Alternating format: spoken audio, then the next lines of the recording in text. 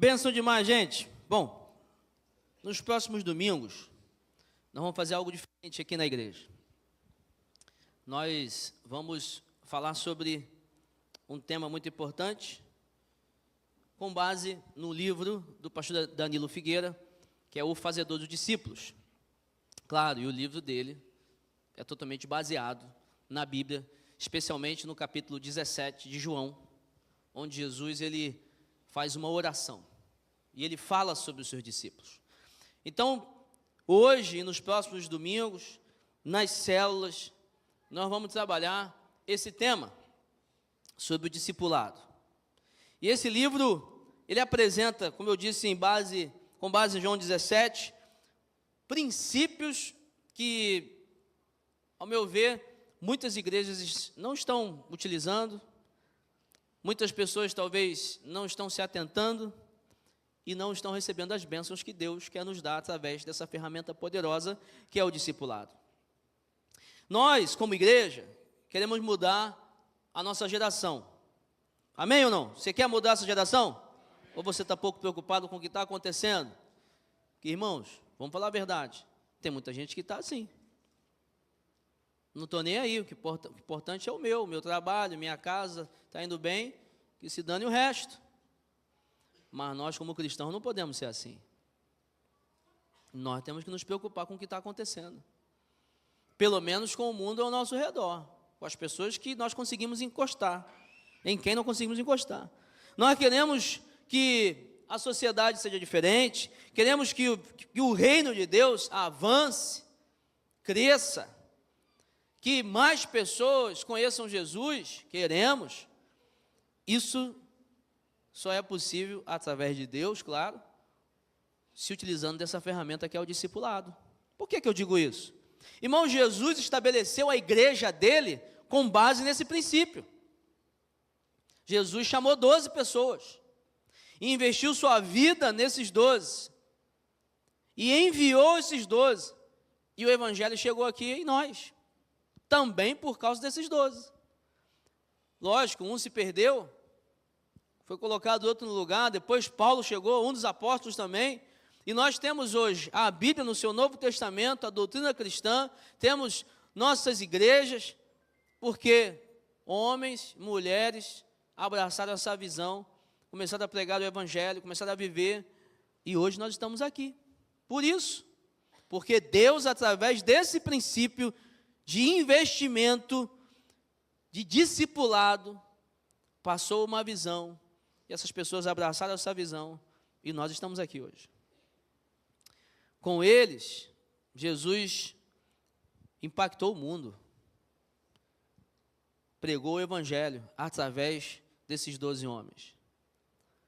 O verbo discipular não é encontrado na Bíblia, mas o conceito sim. A palavra discipular sim. Quando Jesus, nas suas últimas palavras aqui na terra ainda, né, ele já havia ressuscitado, estava ascendendo aos céus, e ele deixou uma mensagem para os discípulos. Ele falou o seguinte lá em Mateus 28, 18, ele fala: a mim foi-me dada toda a autoridade no céu e na terra. Irmãos, a gente às vezes tem um pouco de dificuldade de entender esses princípios de autoridade. Mas é claro que você na sua casa sabe, você tem um filho, ele está sob a autoridade do pai e da mãe. Certo? Se eu saio aqui na rua, tem um policial ali, e ele fala: ó, cidadão, não atravessa agora não, espera aqui. Ó, vem cá, eu tenho que obedecer, ele é autoridade. A autoridade. Agora, Jesus falou o seguinte, que a ele foi dado toda a autoridade, no céu e na terra, ou seja, não tem circunstância, não tem tempo, não tem momento, tudo está debaixo da autoridade do Senhor, todas as coisas. E ele falou o seguinte: já que é-me dada toda a autoridade, no céu e na terra, eu vou dar uma ordem para vocês, e é o que vem seguinte, no versículo 19, que ele fala: façam discípulos. Você está entendendo? Jesus, primeiro ele diz, Jesus é muito didático, ele fala: olha só, deixa eu te falar, quem está falando é quem tem toda a autoridade, sou eu. E eu vou dar uma ordem para vocês: façam discípulos. Então, ser cristão não é apenas fazer parte do corpo de Cristo, não é apenas vir à igreja, não é apenas ter a salvação, não é apenas você ter uma vida que pode contar com Jesus para todas as coisas, não. Ser cristão é entender que você está debaixo de uma autoridade, e essa autoridade deu uma ordem: façam discípulos. E se você não entendeu isso ainda, se você não investe sua vida em fazer discípulos de Jesus, essa campanha é para você. Essa campanha é para virar uma chave em você e falar assim: caramba, eu estou fora, eu estou desobedecendo uma ordem de Jesus, eu preciso corrigir minha vida. Fazer discípulos é algo que exige investimento em pessoas, lapidando as pessoas, ou seja, lapidando aquele corpo bruto, para transformar em algo que brilha, que tem muito valor. O valor já está ali, mas ainda não é visto. Alguém que foi transformado. Na verdade, muitos nem entendem o que é discipulado.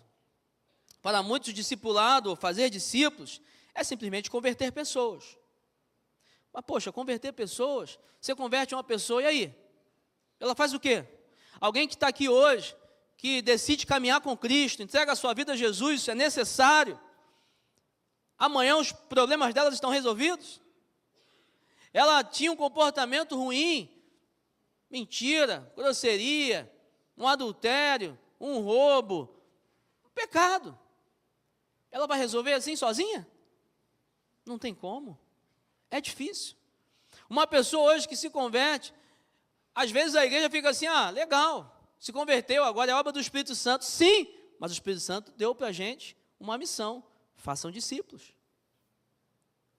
É igual um bebê na fé. Nasceu um bebê. Às vezes a gente pensa assim: olha, fazer discípulo então é ensinar a Bíblia. E a gente fala assim: olha, a Bíblia diz isso, tá? Faça. É assim que você faz com o seu bebê? Você fala para o bebê: rapaz, não coloca aqui a mão, hein? Aqui é a tomada. E você deixa ele lá e vai embora? Ele vai colocar a mão, que é um bebê. Essa semana eu estava falando com a Dani, como a Júlia não tem noção do perigo, né? Está no sofá, ela quer ir para o chão, mas ela vai de cabeça, vai bater a cabeça. Não tem noção do perigo. E aí não adianta você falar: Júlia, olha só, não pode descer assim, porque ela não tem ainda estrutura, maturidade, possibilidade de entender um comando. Mas a gente vai dando o comando, vai dando o comando, até ela... Opa, entendi. Com o novo crente é a mesma coisa. Fazer discípulo de Jesus não é apenas converter, não é apenas ensinar princípios. Não, você precisa investir tempo de vida. Você precisa pegar na mão muitas vezes. Você precisa impedir. Olha, o perigo está chegando, cara. Melhor não ir para esse momento aí não, para esse caminho não. Calma aí, eu estou aqui para te ajudar. Muitas das vezes a gente pensa que fazer discípulos é apenas um compartilhamento bíblico. E a Bíblia realmente, nós vamos falar isso aqui, é a base. Mas precisa de investimento de vida. Há quem ache que é apenas um programa. É um currículo de estudo. Nós temos, nossa escola bíblica, temos um currículo de estudo. Mas não é suficiente. É muito mais que isso. Há pessoas que entendem que discipulado é um cristão mais maduro, investindo sua vida e seu conhecimento sendo compartilhado com um cristão mais imaturo. É isso aí. Só que não sabe como fazer. Tá, beleza, eu entendi o princípio, eu entendi o conceito, mas como é que faz? Como é que é o processo? Como é que é na prática? Por isso que o pastor Danilo Figueira, através do capítulo 17 de João, vai mostrar para a gente princípios de como Jesus fez discípulos transformando suas vidas, para que eles então transformem a vida de outros. Abra sua Bíblia aí em João, por favor, capítulo 17. Nós vamos ler esse capítulo todo. João 17, a partir do versículo 1. E a Bíblia diz o seguinte: Depois de dizer isso, Jesus olhou para o céu e orou. Pai, chegou a hora. Glorifica o teu filho, para que o teu filho te glorifique. Pois lhe deste autoridade sobre toda a humanidade, para que conceda a vida eterna a todos os que lhe deste. Esta é a vida eterna, que conheçam o único Deus verdadeiro e a Jesus Cristo, a quem enviaste. Eu te glorificarei na terra, completando a obra que me deste para fazer. E agora, Pai, glorifica-me junto a ti com a glória que eu tinha contigo antes que o mundo existisse. Eu revelei teu nome àqueles que do mundo me deste. Eles eram teus, tu os deste a mim, e eles têm guardado a tua palavra. Agora eles sabem que tudo o que me deste vem de ti, pois eu lhes transmiti as palavras que me deste, e eles as aceitaram. Eles reconheceram de fato que vim de ti, e creram que me enviaste. Eu rogo por eles. Não estou rogando pelo mundo, mas por aqueles que me deste, pois são teus. Tudo o que eu tenho é teu, e tudo o que tens é meu. E eu tenho sido glorificado por meio deles. Não ficarei mais no mundo, mas eles ainda estão no mundo, e eu vou para ti. Pai Santo, protege-os em teu nome, o nome que me deste, para que sejam um, assim como somos um. Enquanto estava com eles, eu os protegi e os guardei pelo nome que me deste. Nenhum deles se perdeu, a não ser aquele que estava destinado à perdição, para que se cumprisse a Escritura. Agora vou para ti. Mas digo essas coisas enquanto ainda estou no mundo, para que eles tenham a plenitude da minha alegria. Dê-lhes a tua palavra, e o mundo os odiou, pois eles não são do mundo, como eu também não sou. Não rogo que os tires do mundo, mas que os protejas do maligno. Eles não são do mundo, como eu também não sou. Santifica-os na verdade. A tua palavra é a verdade. Assim como me enviaste ao mundo, eu os enviei ao mundo. Em favor deles, eu me santifico, para que também eles sejam santificados pela verdade. Minha oração não é apenas por eles. Rogo também por aqueles que crerão em mim, por meio da mensagem deles, para que todos sejam um, Pai, como tu estás em mim e eu em ti, que eles também estejam em nós, para que o mundo creia que tu me enviaste. Dei-lhes a glória que me deste, para que eles sejam um, assim como nós somos um, eu neles e tu em mim. Que eles sejam levados à plena unidade, para que o mundo saiba que tu me enviaste e os amaste, como igualmente me amaste. Pai, quero que os me deste estejam comigo onde eu estou, e vejam a minha glória, a glória que me deste porque me amastes antes da criação do mundo. Pai justo, embora o mundo não te conheça, eu te conheço, e estes sabem que me enviaste. Eu os fiz conhecer o teu nome, e continuarei a fazê-lo, a fim de que o amor que tens por mim esteja neles, e eu neles esteja. Glória a Deus pela sua palavra. Irmãos, Jesus aqui, em João 17, como a própria palavra diz, ele para e ora. É o capítulo chamado da oração sacerdotal. E ele ora, na verdade, pelos seus discípulos. É claro que ele tem uma parte ali que ele fala sobre mim, sobre você. Ele fala assim, peço por aqueles que ainda crerão. Nós. Mas a oração, ela é praticamente dedicada àqueles discípulos diretos dele, que estavam com ele, que viveram com ele, aqueles mais próximos. Jesus para e ora pelos seus discípulos, em quem ele investiu sua vida, e apresenta suas petições ao Pai. E o que a Bíblia então nos ensina sobre discipulado? Olhando o texto de João 17, em primeiro lugar, nenhum cristão terá glorificado a Deus e cumprido sua missão, se não produzir filhos espirituais capazes de se reproduzirem. Nenhum cristão terá glorificado a Deus e cumprido a sua missão, se não produzir filhos espirituais capazes de se reproduzirem. Versículo 4, Jesus fala, eu te glorifiquei na terra, completando a obra que me deste para fazer. Irmãos, preste atenção numa coisa aqui. Vamos interpretar o texto e o momento do texto. Jesus veio ao mundo para quê? Para morrer por nós. Ressuscitou, como diz Romanos 4, lá no finalzinho do capítulo, ele fala assim, por causa da ressurreição de Cristo, nós tivemos o direito de sermos justificados. Foi o ápice da missão de Jesus aqui na terra. Mas, esse momento onde Jesus está falando, ele não tinha morrido ainda. E ele diz: eu te glorifiquei porque eu cumpri a missão que o Senhor me deu.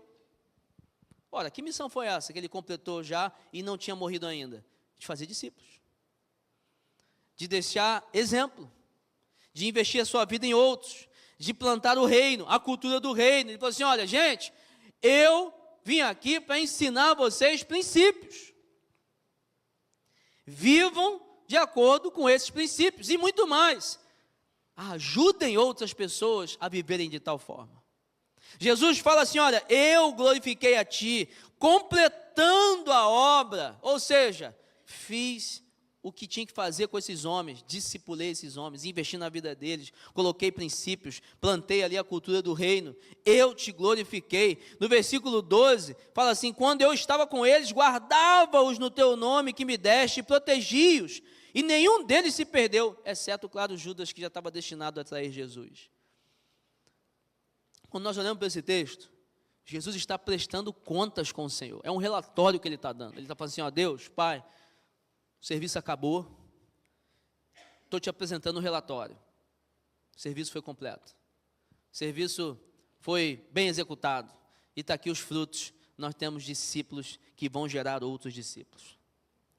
Jesus transformou a vida deles em homens, em líderes confiáveis para dar continuidade ao seu ministério.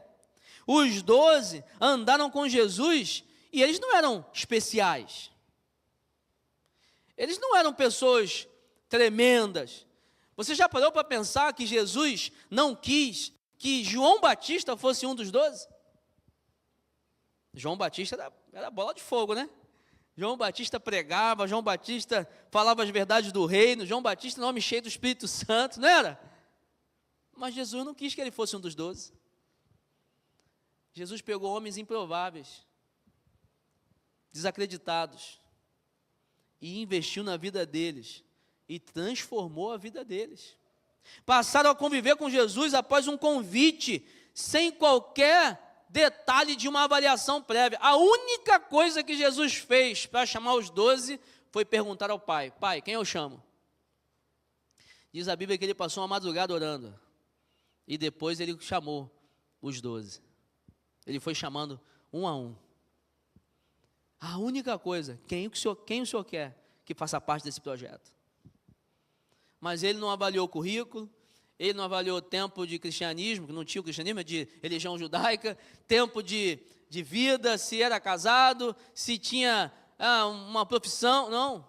Ele chamou homens, ele chamou pessoas, ele chamou pessoas que têm várias características diferentes, e realizou uma obra tremenda. Quando Jesus diz que completou a obra que o Pai confiara, ele está falando principalmente desses 3 anos, investindo na vida desses 12 homens. Irmãos, no convite de Jesus aos discípulos, e no convite que Jesus faz para a gente, há 2 coisas muito importantes, 2 etapas nesse processo de discipulado. Primeiro, é o relacionamento, que é o processo propriamente dito. Quando Jesus convidou os 12, ele convidou para um relacionamento. Ele falou assim: ó, anda comigo, começa a viver comigo, viaja comigo, vamos para a sinagoga junto, vamos comer junto, vamos ser perseguidos junto, vamos ter intimidade, vamos conhecer um ao outro, vamos gastar tempo investindo na vida um do outro. Foi o processo que Jesus fez. Diz que Jesus em João 2 não estava lá na festa, nas bodas de Caná, ele estava com quem? Com os discípulos.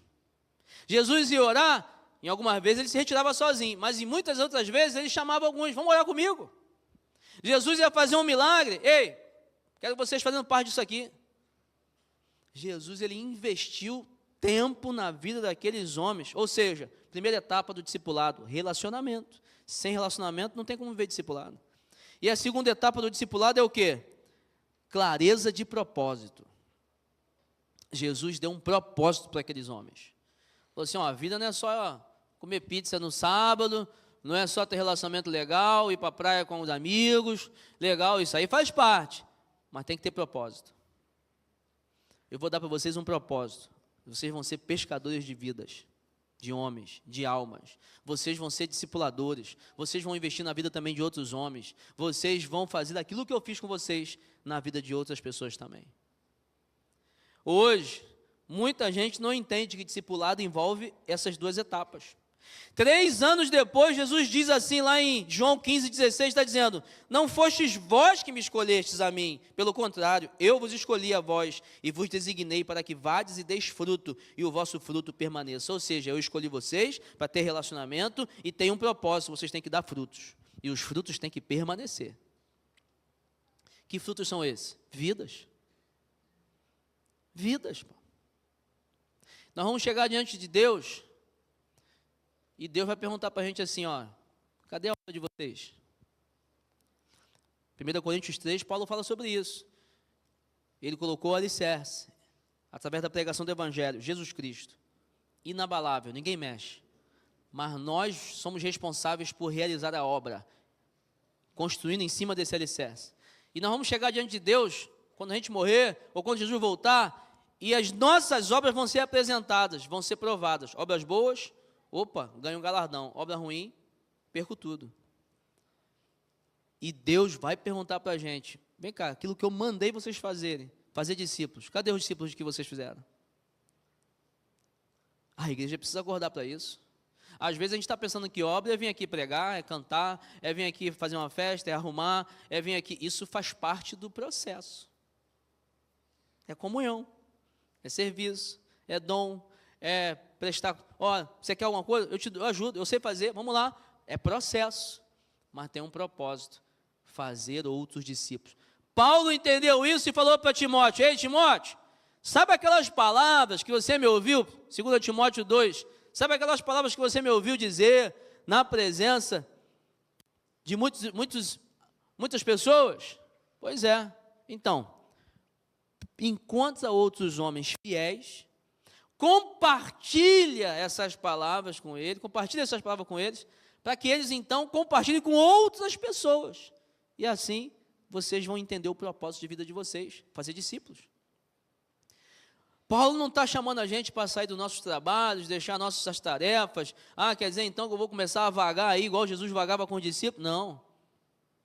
Paulo está falando o seguinte: você na tua empresa mesmo, no teu emprego, na tua casa, no seu dia a dia, na academia, no futebol que você vai, faça discípulos. E invista a sua vida na vida de pessoas. Hoje nós temos dificuldade, né, no desafio do olho no olho. Vou fazer um parênteses aqui, fazer uma propaganda do nosso Ministério de Homens aí. Gente, dia 23 agora é culto dos homens. Cadê nossos homens de atitude aí? Aí, garoto, é isso aí. Dia 23 agora é culto dos homens. No último encontro, o que eu falei? Nós temos que ter a coragem de chegar para um outro homem e falar assim: estou precisando de ajuda.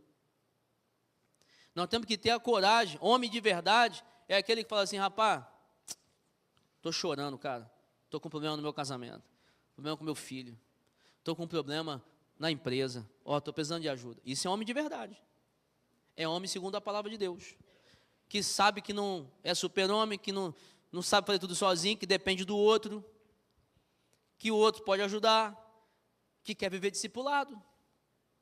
Mas nós temos essa dificuldade de pedir ajuda. E Deus parece que, ironicamente, deixa a gente passar por certas situações para a gente sofrer mesmo. Pede ajuda, miserável. Tu não quer pedir ajuda? Não é só orar para mim não, pede ajuda para o irmão que está do teu lado. Aprenda a viver o corpo, aprenda a ser discipulado e a fazer discípulos. Nós somos uma igreja em célula. Por que nós queremos viver célula? Porque na célula tem isso aí, tem comunhão, tem ajuda, tem um falando com o outro, tem um que entende: caramba, eu sou muito bom numa área, meu irmãozinho aqui não é muito bom não, mas esse irmãozinho, mesmo não sendo muito bom numa área que eu sou, tem outra coisa que ele é bom, que pode me ajudar. E se você é tão bom assim, ajude todo mundo. Se você não precisa de ajuda, então é você que vai resolver o problema de todo mundo. Vá para a célula, ajude pessoas. Você não é ilha. Nós queremos viver isso aqui.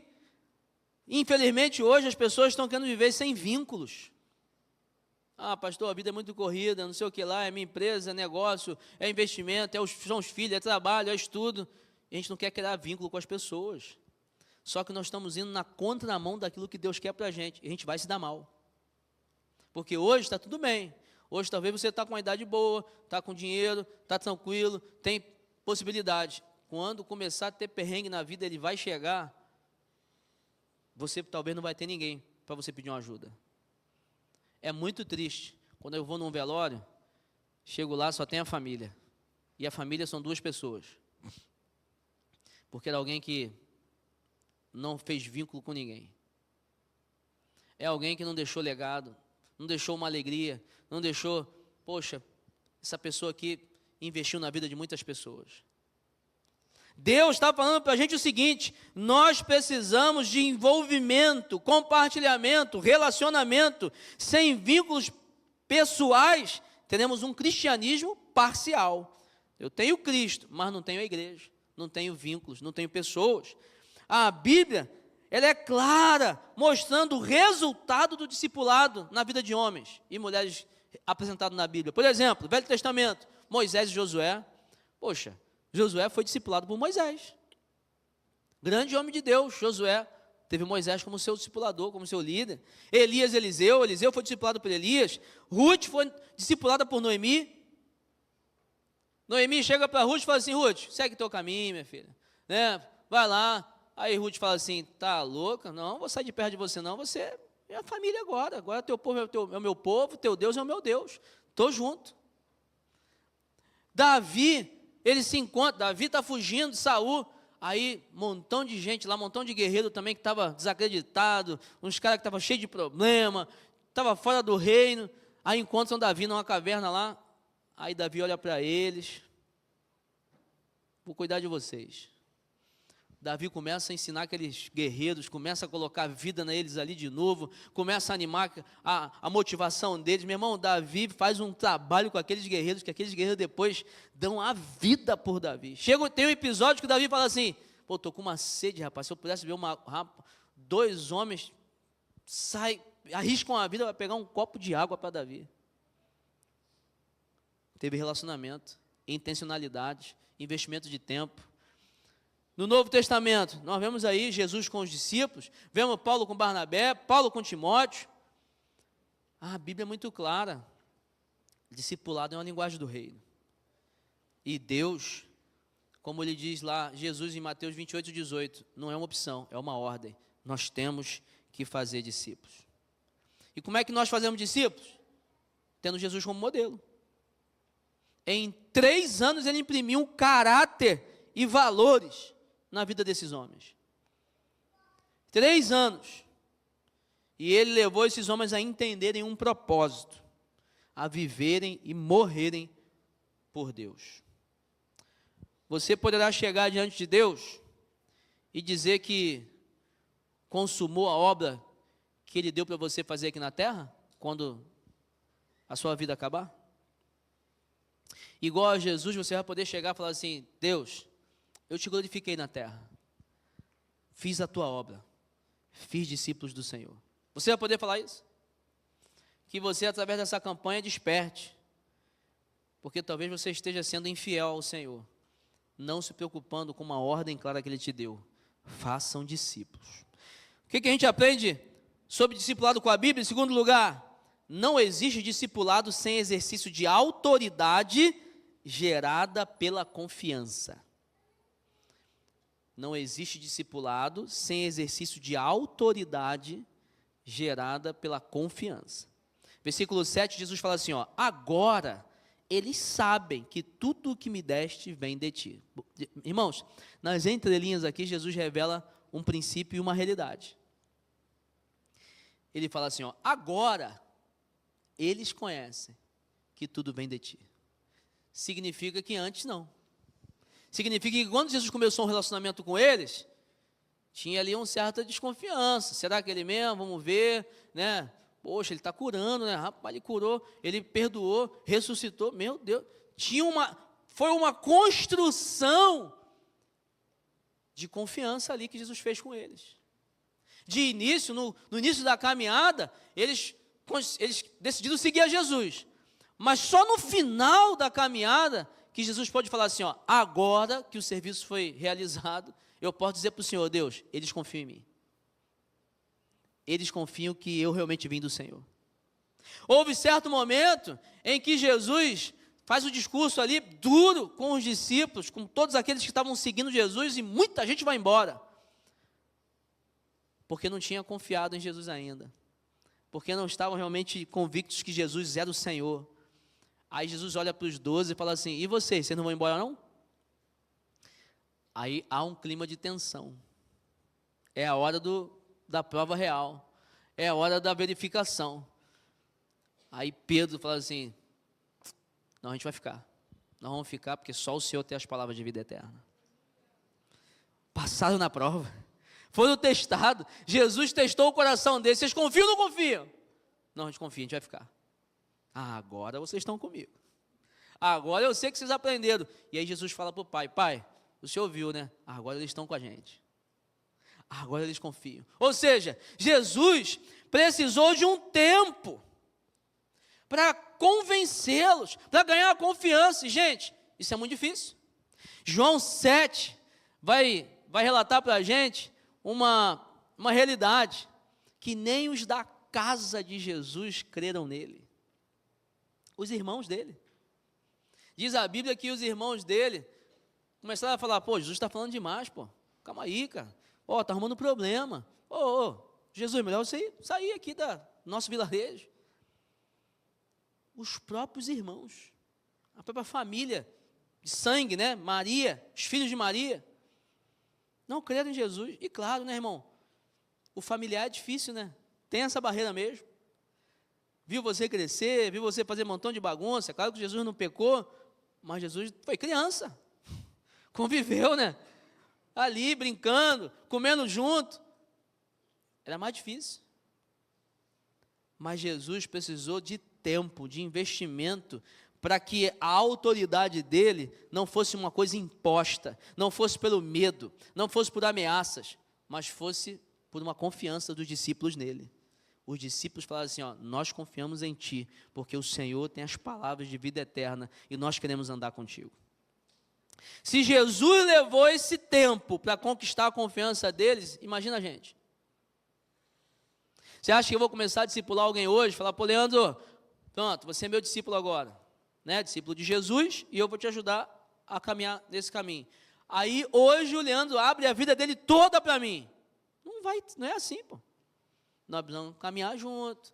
Ele vai me pagar um açaí, né? Falou que vai pagar hoje, né? Ele vai, me convidar para ir na casa dele para almoçar. Ele vai na minha, nós vamos ler Bíblia junto. E aí aquele relacionamento vai começar a esquentar. E ele vai começar a ganhar confiança em mim. E aí cada dia que passa, cada mês, cada ano, ele vai ficando mais confiante em mim. Até ele falar assim: eu vejo que o Vinícius me ama mesmo. Quando ele tiver uma dor severa, ele vai me ligar. Quando ele tiver uma dúvida, ele vai me ligar. Quando ele tiver uma notícia maravilhosa, ele vai me ligar. Porque ele vai confiar em mim. Nós precisamos entender que discipulado não é domínio, não é imposição, é um processo que gera confiança, admiração, e aí a autoridade espiritual vem para que então o discipulador direcione para o caminho aonde Jesus quer que todo mundo chegue, que é a sua imagem, semelhança, resgatadas novamente no nosso ser. Jesus quer isso. Romanos 8, 29, que Deus predestinou todos nós a sermos iguais a Jesus. E nós precisamos disso. Agora, a pessoa só vai confiar na gente com o tempo. Há líderes que possuem pessoas ao seu lado, mas elas podem estar por algum interesse. Por necessidade, não dependo dele. Por ganância, não, eu quero ganhar alguma coisa com esse líder. Por ignorância, às vezes o líder é alienador, aí ele não ensina, ele não liberta, aí a pessoa fica presa por ignorância. Irmãos, Jesus conquistou a confiança dos discípulos e eles o seguiram por admiração, devoção e de forma voluntária. Jesus sempre falava assim: se quiser ir embora, pode ir, pô. Só fica quem quer. Uma pessoa chegou para Jesus: quero estar contigo, eu não tenho onde reclinar a cabeça não, quer ficar comigo? O outro falou assim: não, vou estar com o Senhor, mas deixa eu sepultar meu pai primeiro. Jesus fala, ó, deixa que os mortos sepultem os mortos, pô, vamos comigo. Quem não negar aí, ó, quem não largar pai e mãe por mim, não tem direito de ser meu discípulo. Jesus está falando, ó, vem se quiser, mas é para confiar, é para estabelecer um relacionamento e me conhecer de fato. Em Juízes 1:7 fala de um rei cananeu chamado Adoni-Bezeque. Sabe o que ele fazia? Ele conquistava outros reinados, subjugava reis, aí chamava esses reis para ficar no seu palácio, e ele cortava os polegares, né, das mãos e os dedões dos pés dos reis. E jogava comida no chão, para eles comerem, na frente dele. O que ele estava fazendo? Sem o polegar, você perde a possibilidade de pegar coisas, né? Fica muito limitado. E aí você fica muito vulnerável. E sem o dedão, você perde o equilíbrio. Então você tem que se abaixar, você vai ter que se ajoelhar. Não tem como ficar agachado. E aí você fica catando com 4 dedinhos, é muito ruim. Ele queria provar para eles, ó, vocês dependem de mim. Eu conquistei vocês. Vocês estão agora sob o meu domínio. Irmão, tem líder que é assim. Que ele quer que as pessoas fiquem embaixo do domínio dele. Mas Jesus nos ensinou o contrário. Nós somos líderes servidores. Trampolins. Vai adiante. Pula mais alto. Vai mais longe. Vocês vão fazer coisas maiores do que eu. Não foi o que Jesus falou? Nós somos líderes servidores. Jesus preferiu conquistar a confiança dos discípulos pelo relacionamento, testemunho, serviço. Jesus podia dar uma ordem. Ó, vocês vão obedecer e pronto, senão eu mato vocês. Ele podia falar isso. Podia, ó, vou dar uma doença para vocês aqui. Gostou da doença? Não, gostei não. Tá, se desobedecer, a doença volta. Não podia? Mas ele falou assim, não, eu quero que vocês me amem. Quero que vocês confiem em mim. Eu quero que vocês deem a vida por mim, mas porque vocês querem realmente andar ao meu lado. Irmãos, Paulo, em Filipenses 3,17, fala assim, ó, sede imitadores meus e observai os que andam segundo o modelo que tendes em nós. Ou seja, olha para mim. Pô, eu sou exemplo, porque eu estou seguindo Jesus. E eu vou ensinar você a seguir Jesus também. Em 1 Timóteo 4,12, Paulo fala assim para Timóteo, ninguém o despreze pelo fato de você ser jovem, mas seja um exemplo para os fiéis na palavra, no procedimento, no amor, na fé e na pureza. Timóteo, pastor de uma igreja, ele é jovem, pastor de uma igreja lá em Éfeso. E aí Paulo fala assim, deixa eu te dar uma chave, hein, Paulo? Ô, Timóteo, seja exemplo. Seja exemplo. E as pessoas vão querer seguir você. As pessoas vão querer beber da tua fonte. Falar assim, pô, Timóteo, cara, me fala mais sobre essa Bíblia, me fala mais sobre Jesus. Pô, você é um cara muito bom. Poxa, que legal. Sem confiança, a submissão do liderado, né, do discípulo ao discipulador é impossível. Não precisamos estabelecer esse vínculo. Isso gera tempo. Isso tem que ter investimento. Tem que entender que as pessoas têm cascas. Você vai ter que acessar camadas, quebrar devagarzinho, encontrar chaves para acessar gavetas e alcançar o coração das pessoas. O que a Bíblia ensina sobre discipulado? 3. Liderança no reino de Deus não tem a ver com domínio, mas com serviço altruísta. Uma coisa é você não querer domínio e ganhar confiança. Outra coisa é você tem que entender que um princípio de liderança no reino de Deus é um princípio altruísta. O versículo 6 diz o seguinte, eu revelei teu nome àqueles que o mundo me deste. Eles eram teus, tu os deste a mim, e eles têm guardado a tua palavra. O versículo 9, eu rogo por eles, não estou rogando pelo mundo, mas por aqueles que me destes, pois são teus. Nessa oração, Jesus, ele é redundante. Algumas declarações ele faz 2, 3 vezes. E Jesus não era uma pessoa limitada, né, com conversa com o Pai. Ele sabia o que estava fazendo. E ele sabia que no dia agora, dia 15 de junho, nós estaríamos aqui falando sobre isso, sobre essa passagem. Ele falou assim, meu povo tem que entender que isso é necessário, que isso é muito sério, que isso é muito profundo. Jesus que deixou um ensinamento para a gente, olha, as ovelhas não são nossas, são de Deus. Jesus falou 2 vezes, o Senhor que me deu, foi o Senhor que me deu, elas são tuas. Eu sei, isso é Jesus falando, não são minhas, Pai, são tuas. Então, por serem tuas, eu cuidei muito bem deles. Na ótica de Jesus, liderar homens não tem a ver com dominar sobre eles, mas guiá-los à maturidade para que prosperem no plano de Deus. Ou seja, se as ovelhas são de Deus, o interessado é o Senhor, a ordem vem dele, o direcionamento é dele. Então nós temos que ter a base vinda do Senhor. É a vontade do Senhor, não é a minha. Não é o meu domínio, não é o que eu quero, não é o que eu acho melhor. Não, é o que Deus quer para a vida da pessoa. Sabe? Evitar a manipulação, evitar ali a influência para levar pessoas a fazer aquilo que você quer. Todo esforço deve ser dado em transferir a ideia de liderança servil. Ter um discipulado significa ter a responsabilidade de levar a pessoa a fazer a vontade do Pai e não a nossa. Irmãos, já tive muitas vezes que um discípulo meu chegou para mim e a minha ideia era que ele fizesse uma coisa. Mas poxa, será que isso é que Deus quer mesmo? A minha ideia é essa. Talvez você, por exemplo, a pessoa chega para você, poxa, o que você acha dessa menina? Vou casar com ela. Talvez você não goste da menina.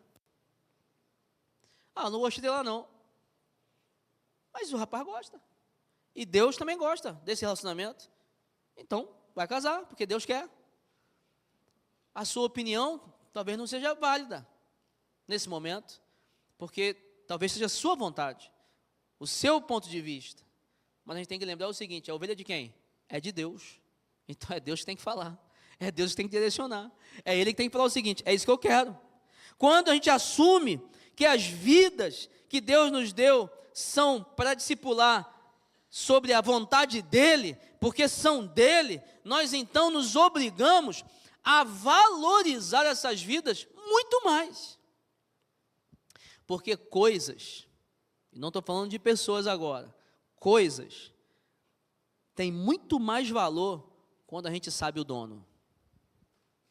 Preste atenção nesse exemplo aqui. Uma pessoa que vai comprar uma guitarra, chega lá na loja, compra uma guitarra, poxa, uma guitarra boa, né? Eu fui músico muito tempo, uma guitarra boa, 25 mil reais, boa guitarra. Só que aí você chega do lado, aí tem uma outra guitarra, velha, da década de 60, 70. Aí o cara está falando aqui, essa aqui vale 500 mil. Aí tu, como assim 500 mil? Uma guitarra velha, tecnologia da década de 60, essa aqui top da galáxia, 20 mil, a guitarra do meu sonho. Por que essa aqui velha, da década de 60, está 500 mil? Não, porque essa guitarra foi de Elvis Presley. Muda ou não muda o valor? Não muda? Elvis Presley tocou com essa guitarra. Você chega para comprar uma chuteira. Tem uma chuteira lá, joga sozinha. Quanto é? R$1.000. Legal. Aí do lado está um par de chuteira velha, pretinha assim, surrada. Quanto está a chuteira aqui? 20 mil reais essa chuteira. 20 mil reais essa chuteira velha? Nem dá para jogar mais com essa chuteira? Mas foi a chuteira que Pelé usou na última Copa que ele ganhou. Vale ou não vale, gente? A chuteira que Pelé jogou na última Copa que ele ganhou. Caramba, essa chuteira vale muito. Por quê? Porque você aprendeu, você soube de quem é o dono, de quem é a chuteira, de quem é a guitarra. Você sabe, o dono valoriza a coisa. A mesma coisa é com a gente. Nós somos propriedade de quem? De Deus. Então Ele coloca muito valor em nós. Por quê? Porque Ele é o Senhor dos Senhores. Quando eu estou discipulando alguém, eu preciso entender assim, não é uma vida qualquer, é alguém que pertence ao Senhor. É alguém que é do Senhor, Essa é a ovelha do Senhor. Foi isso que Jesus falou assim, Pai, eu sei que elas têm muito valor, porque elas são tuas. E eu entendi a responsabilidade. Eu dei o meu máximo, porque elas são tuas. E é isso que Deus quer que a gente faça. A gente olha para o lado, estou vendo ali o Ricardo, coitado, botafoguense. Mas é do Senhor ele. Vai sofrer muito. Mas ele é do Senhor, tem que valorizar. Né? Está aqui o Cássio, é do Senhor, tem que valorizar demais. Né, Bené? É do Senhor. Todos aqui tem que falar assim, olha, caramba, eu estou olhando para alguém que é do Senhor, tem muito valor. Lembra lá de 2 Timóteo 2, quando ele fala de vaso de honra? Por que o vaso é de honra? Porque Jesus está no vaso. Porque a glória do Senhor preenche o vaso. Porque Ele que qualifica, valoriza, é do Senhor. Quando a gente tem essa ótica, que foi a ótica de Jesus, a gente então trata as pessoas, tem que tratar de forma diferente. Calma aí, poxa, ontem mesmo, uma irmã falou, não, poxa, vai ter um aniversário meu aqui, vê se você consegue passar aqui. Ontem foi um dia de muitos eventos. Não vou lá, poxa. Fui. Por quê? Porque a irmã tem valor. Tem muito valor. Se ela quis que eu fosse lá, se ela me valorizou, poxa, eu vou valorizá-la também, ela tem valor. Todas as vezes que nós estivermos em relacionamento com pessoas, nós temos que lembrar disso. Essa pessoa é do Senhor, ela tem muito valor. E o Pai está olhando se eu estou valorizando ou não. Porque nós vamos prestar contas a Ele. Discipulado tem a ver com esse entendimento. E Jesus não teve um trabalho fácil não, gente. Entre os 12, tinha lá um ultranacionalista, Simão Zelote, queria matar todo mundo. Não, matar Roma, matar os caras todos aí que estão prejudicando a gente. Aí tinha lá, quem? Um traidor da nação, Mateus, judeu, cobrador de impostos. Porque os impostos não eram simples impostos que eles pagavam. Eles superfaturavam, cada camada de cobrança botava uma coisinha a mais, aí chegava no morador lá, no cidadão, um valor absurdo. E quem cobrava? Era o judeu, traidor. Estava lá, tinha lá pescador rude, iletrado, bronco. Mas estava lá, discípulo do Senhor. E o Senhor não fez diferença entre eles. Por quê? Porque eles eram ovelhas do Senhor. A essência do discipulado não é forjar homens que me sirvam, mas homens que sirvam a Deus comigo e para muito além de mim. Porque eles são de Deus. Essas ovelhas estão nas mãos do Senhor. Há 3 coisas que você precisa entender nos relacionamentos que a gente tem com pessoas. Primeiro, a gente pode dar opiniões, vem da gente. Opinião. Conselhos são reflexões mais profundas, mas nós podemos compartilhar a palavra de Deus, ou orientações segundo a palavra de Deus, porque se as ovelhas são de Deus, elas precisam ser abençoadas pela palavra de Deus. Quem determina o rumo não sou eu, e sim o Senhor. Em último lugar, o que a Bíblia nos ensina sobre discipulado? A palavra de Deus é a base do discipulado, ferramenta de transformação e poder. Olha o que Jesus fala no versículo 8. Pois eu lhes transmiti o quê? As palavras que me deste, e eles as aceitaram. Eles reconheceram de fato que vim de ti, e creram que me enviaste. Deles a tua palavra, e o mundo os odiou, pois eles não são do mundo, como eu também não sou. 2 vezes ele fala a mesma coisa, versículo 8 e 14. Eu dei para eles a palavra. Eu transmiti a palavra. Irmão, o discipulado então é só ler Bíblia junto? Não. Já falei, tem que ter relacionamento. Mas a palavra tem que estar envolvida. A transferência de conhecimento tem que ser da palavra. A sua opinião, conselho, orientação tem que ser sobre a palavra, ou o que a palavra diz. Nós vemos que o líder precisa investir em conhecimento e revelação. Mas como é que ele vai transmitir algo do Senhor para uma pessoa se ele não tem nada de Deus? Como é que você vai se colocar numa posição de ministro, de discipulador, de líder, se você mesmo não busca o Senhor? Se você não conhece Bíblia, se você não lê Bíblia, se você não busca na fonte? Nós precisamos entender esse princípio. Você quer discipular alguém? Primeiro, seja muito bem discipulado por alguém e busque a palavra. Conhecimento. Paulo aconselhou Timóteo: ei, jovem Timóteo, se apresente diante do Senhor como obreiro aprovado. Como? Manejando bem a palavra do Senhor. Nem sempre a transmissão da palavra será de forma formal, como aqui, nós estamos num culto, eu estou pregando a vocês algo sobre o discipulado baseado na palavra. Nem sempre vai ser assim o discipulado. E na maioria das vezes não é prova de que Jesus fez com os 12. Jesus não tinha um encontro marcado, uma hora marcada para discipular as pessoas. Hoje, nós até precisamos, né, de organização. Vida corrida, eu não moro com você, não estou com você o tempo todo, nós precisamos, vamos marcar 15 em 15 dias, na segunda-feira a gente toma um cafezinho e conversa? Vamos, discipulado. Vamos marcar então para a gente caminhar na praia? Vamos, é discipulado.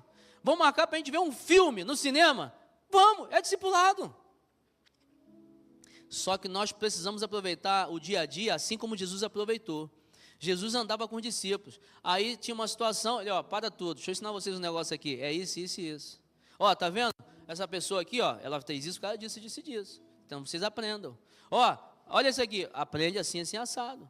Não foi assim que ele fez com a oferta da viúva? Diz que Jesus estava lá olhando, quem está ofertando? Podia dar mais, hein? Está dando por ganância. O coração não está feliz não. Para tudo, gente, olha essa viúva aqui. Ele falou, gente, presta atenção, essa viúva aqui foi a que mais deu tudo que tinha. Aí o que ele estava ensinando? Generosidade. Ele estava ensinando o quê? Vocês têm que ser generosos, Aproveitou. Não foi assim que ele fez com a multiplicação dos pães e peixes? Chegou a multidão, vou ensinar esse povo. Ei, discípulos, vamos dar de comer para o povo. Como assim? Não tenho nada. Não, vamos dar de comer. Jesus ensinou o quê? Compaixão. Jesus ensinou que com pouco, 5 pães e 2 peixinhos, ele alimenta uma multidão. Jesus ensinou que as pessoas precisam se importar umas com as outras. Ele ensinou organização, dividam em grupos, tal, vem aqui os 12, pega cada um cesto. Todo momento Jesus estava ensinando. No dia a dia. Palavra, conceitos bíblicos. Jesus, ele através da palavra transformava as pessoas. Irmãos, você sabe quem foram os filhos do trovão? Tiago e João, filhos de Zebedeu. Por que filhos do trovão? Tem um episódio lá que eles estavam com Jesus, aí uma cambada lá não fez um negócio legal, fez um negócio que não foi legal com Jesus e com eles. Aí eles falaram assim, Jesus, cambada de miserável, desce fogo nesses caras aí, queima todo mundo. Aí Jesus falou assim, calma, vocês estão muito nervosos. Que isso, rapaz, não é assim não, a gente resolve não é assim não, a gente é do amor, cara. A gente é do fogo também, mas agora não é fogo, não é amor, Vamos amar esse pessoal aí, vamos pregar para eles também, vamos ganhar o coração deles.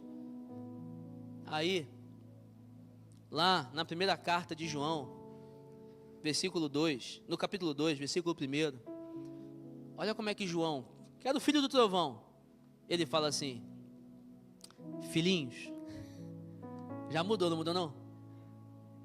O cara que queria queimar todo mundo, filhinhos, pequem não, mas se vocês pecarem, tem Jesus, peça perdão.